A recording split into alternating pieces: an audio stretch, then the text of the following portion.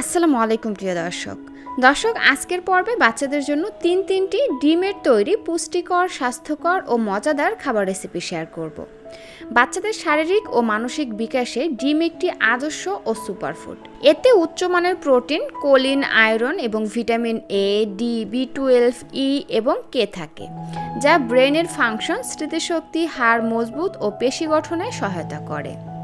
1 থেকে 5 বছর বয়সী সুস্থ শিশুদের প্রতিদিন একটি ডিম খাওয়ানো নিরাপদ এবং বুদ্ধির বিকাশের জন্য অত্যন্ত কার্যকারী। কিন্তু আমাদের ঘরের ছোট্ট সোনামণিরা ডিম একেবারেই খেতে পারে না, ডিমের গন্ধও নিতে পারে না। তো যে সকল বাচ্চারা ডিম খেতে চায় না তাদের জন্য কিন্তু বিশেষ করে আজকের রেসিপিটি।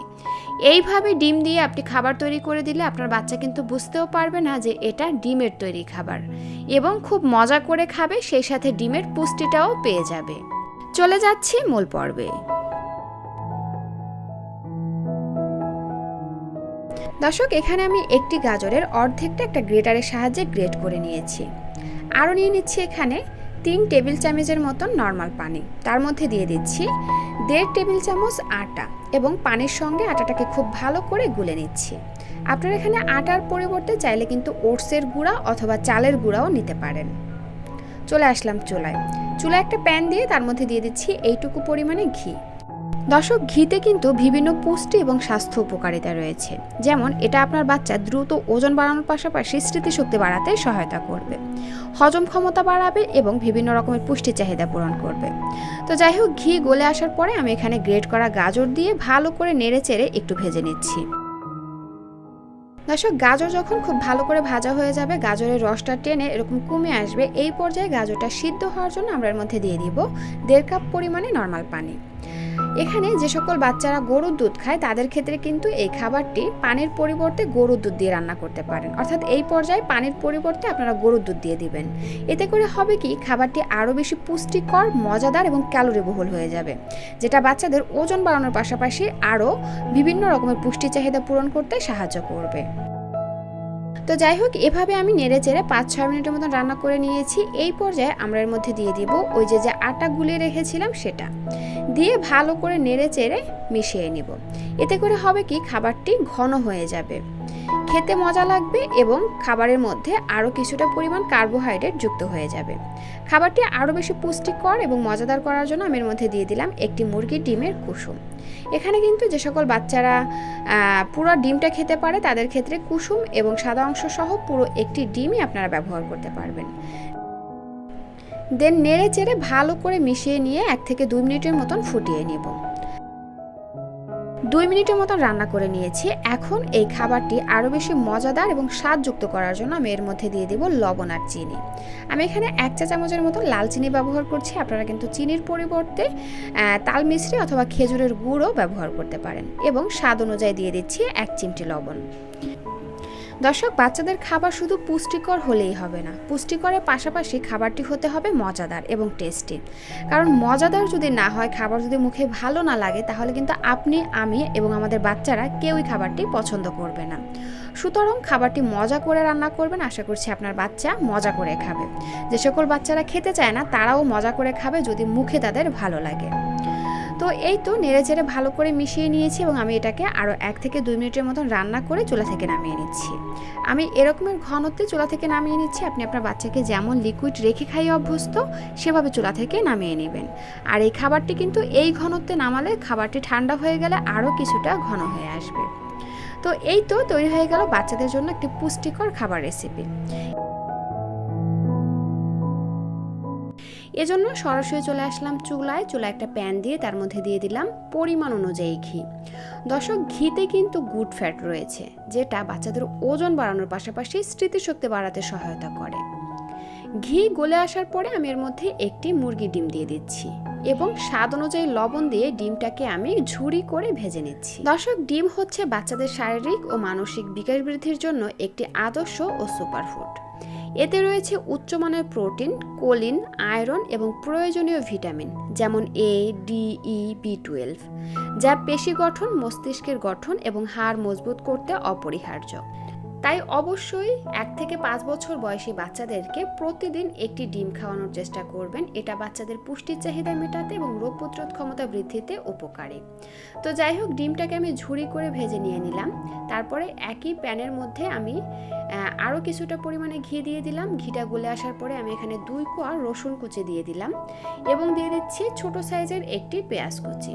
পেঁয়াজ আর রসুনটাকে আমি খুব ভালো করে কুচি কুচি করে নিয়েছি। এবার এই ঘিয়ের মধ্যে আমি রসুন আর পেঁয়াজটাকে হালকা বাদামি করে ভেজে নিব। তার আগে দিয়ে দিচ্ছি এরকমের 2টি এলাচ এবং 2 টুকরা দারুচিনি। এতে করে সুন্দর একটা ফ্লেভার বের হবে, বাচ্চারা খাবারটি মজা করে খাবে। তো যাই হোক, ঘিয়ের মধ্যে আমি রসুন আর পেঁয়াজটাকে হালকা বাদামি করে ভেজে নিয়েছি। এই পর্যায়ে আমি এর মধ্যে দিয়ে দেব কিছু সবজি। আমি এখানে সবজি হিসেবে নিয়েছি একটি ভালো পাকা দেখে টমেটো আর নিয়েছি ব্রোকলি। এগুলোকে আমি এরকমের ছোট আর পাতলা পাতলা করে কেটে নিয়েছি।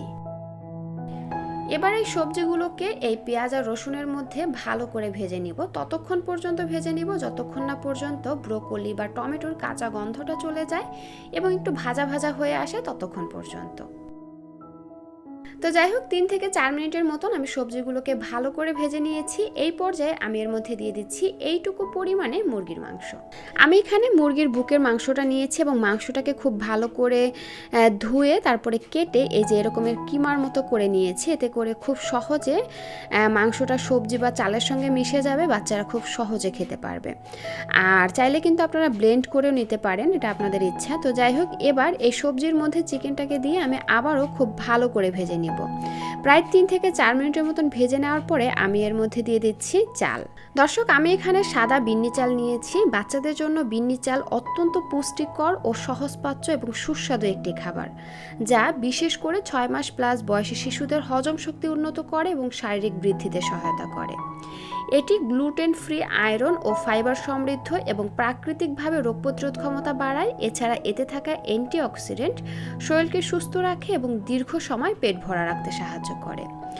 আর আপনারা যদি এখানে বিন্নি চালটা দিতে না পারেন, সেই ক্ষেত্রে কিন্তু পোলাওর চাল অথবা রেগুলার ভাতের চালটাও দিতে পারেন। তবে বিন্নি চাল কিন্তু বাচ্চাদের স্বাস্থ্যের জন্য অনেক ভালো, আপনারা অবশ্যই দেওয়ার চেষ্টা করবেন। তো যাই হোক, চালটাকে আমি সবজি এবং চিকেনের সঙ্গে ভালো করে ভেজে নিয়েছি। এই পর্যায়ে আমি সব কিছু সিদ্ধ হওয়ার জন্য দিয়ে দিব পর্যাপ্ত পরিমাণে পানি। আমি এখানে 1.5 কাপ পরিমাণে পানি ব্যবহার করছি, কারণ এই বিন্নি চালটা সিদ্ধ হতে খুব বেশি একটা সময় লাগবে না। এজন্য আমি এতটুকু পানি দিয়ে দিচ্ছি এবং ভালো করে নেড়েচেড়ে মিশিয়ে নিয়ে একটা ঢাকনা দিয়ে ঢেকে চুলার আঁচ মিডিয়াম এবং লোয়ের মাঝামাঝি রেখে এগুলোকে রান্না করে নিব। তার আগে দিয়ে দিব স্বাদ অনুযায়ী লবণ এবং দিয়ে দিব হালকা একটু ঝালের জন্য এইটুকু পরিমাণে গোলমরিচের গুঁড়া। আপনাদের হাতের কাছে যদি গোলমরিচের গুঁড়া না থাকে, সেই ক্ষেত্রে কিন্তু আপনারা এখানে একটি কাঁচা মরিচ মাঝ বরাবর কেটে দিয়ে দিতে পারেন। তো যাই হোক, আবারও নেড়েচেড়ে ভালো করে মিশিয়ে নিলাম। এবার একটা ঢাকনা দিয়ে ঢেকে আমি এটাকে রান্না করে নিচ্ছি। কিছুক্ষণ পর পর ঢাকনাটা তুলে চালগুলোকে আমরা উল্টে পাল্টে দিব, এতে করে চালটা খুব ভালো করে সিদ্ধ হয়ে যাবে। তো যাই হোক, ফিরে আসলাম প্রায় 15 মিনিট পর। আর এরই মধ্যে কিন্তু সব কিছু খুব ভালো করে সিদ্ধ হয়ে গেছে এবং পানিটাও শুকিয়ে এরকমের মাখা মাখা হয়ে আসছে। দেখতেই পাচ্ছেন চালটা কিন্তু খুব ভালো করে সিদ্ধ হয়ে গেছে। এই পর্যায়ে আমরা যে ঝুরি করে ডিমটা ভেজে রেখেছিলাম সেটা উপর দিয়ে দিব, তারপরে নেড়ে চেড়ে ভালো করে মিশিয়ে নিব। আর এই অবস্থায় আপনারা চুলাটা অফ করে দিবেন, কারণ ডিমটা তো আমরা খুব ভালো করে ভেজে নিয়েছি, এটা আর রান্না করার কোনো প্রয়োজন নাই। তো যাই হোক, নেড়ে চেড়ে মিশিয়ে নিলেই কিন্তু বাচ্চাকে খাওয়ানোর জন্য একদম রেডি হয়ে যাবে।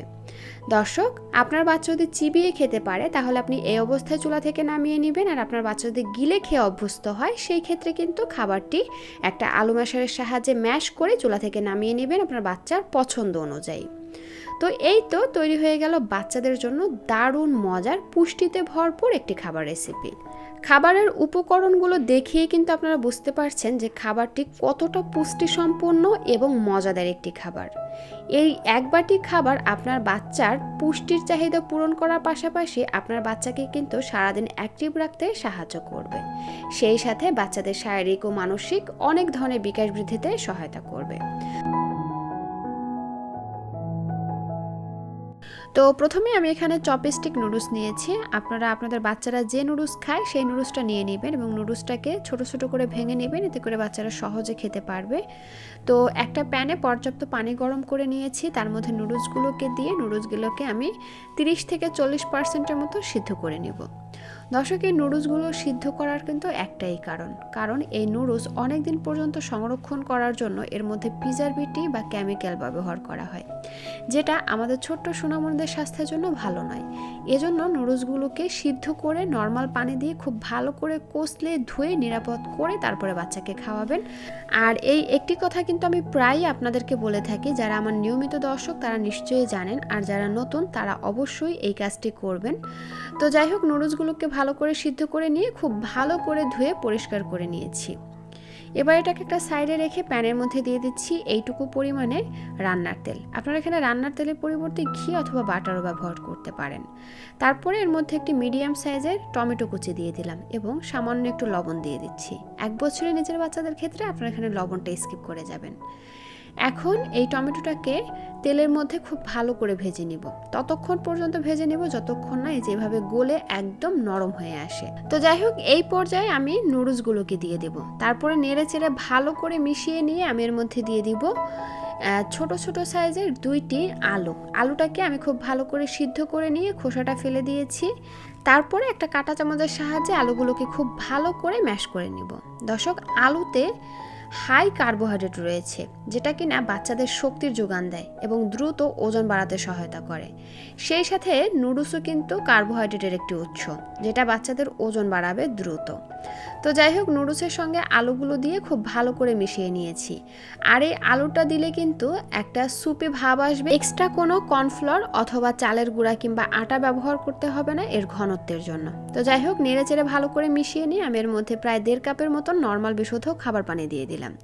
তারপরে আবারও ভালো করে নেড়ে চেড়ে মিশিয়ে নিয়ে এবার এটাকে জাল করে খুব ভালো করে ফুটিয়ে নিব।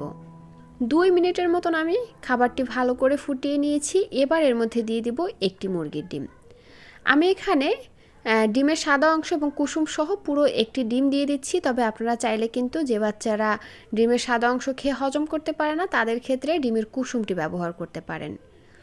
তো যাই হোক, আমি ডিমটাকে ভালো করে ফেটিয়ে নিয়ে এর মধ্যে দিয়ে ভালো করে মিশিয়ে নিয়েছি। এবার হালকা একটু স্বাদ এবং গন্ধের জন্য দিয়ে দিচ্ছি সামান্য একটু নুডলসের মশলা।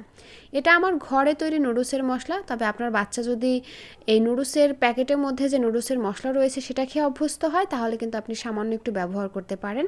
তবে নুডলসের মধ্যে যে নুডলসের মশলাটা থাকে এটা কিন্তু বাচ্চাদের স্বাস্থ্যের জন্য ভালো নয়, কারণ এটা খেলে বাচ্চাদের গ্যাসের সমস্যা হয়, বাচ্চাদের খাবারে অরুচির আসে। তো যাই হোক, নুডলসের মশলা দিয়ে খুব ভালো করে নেড়ে চেড়ে আমি মিশিয়ে নিয়েছি। আর তারপরে আমি আরও 2-3 মিনিটের মতন জাল করে নিয়েছি, চুলার আঁচ একদম মিডিয়াম এবং লোয়ের মাঝামাঝি রেখে। আর এখন কিন্তু বাচ্চাকে খাওয়ানোর জন্য একদম রেডি। দর্শক, এই পর্যায়ে আমি চুলা থেকে নামিয়ে নিচ্ছি। আপনি আপনার বাচ্চাকে যেমন লিকুইড খাইয়ে অভ্যস্ত সেভাবেই চুলা থেকে নামিয়ে নেবেন। হালকা কুসুম গরম অবস্থায় বাচ্চাকে খাওয়াবেন। বাচ্চা খুব মজা করে খাবে এবং পর্যাপ্ত পুষ্টি পাবে, সারাদিন অ্যাক্টিভ থাকবে। সেই সাথে বাচ্চাদের দ্রুত ওজন বাড়াতেও সহায়তা করবে।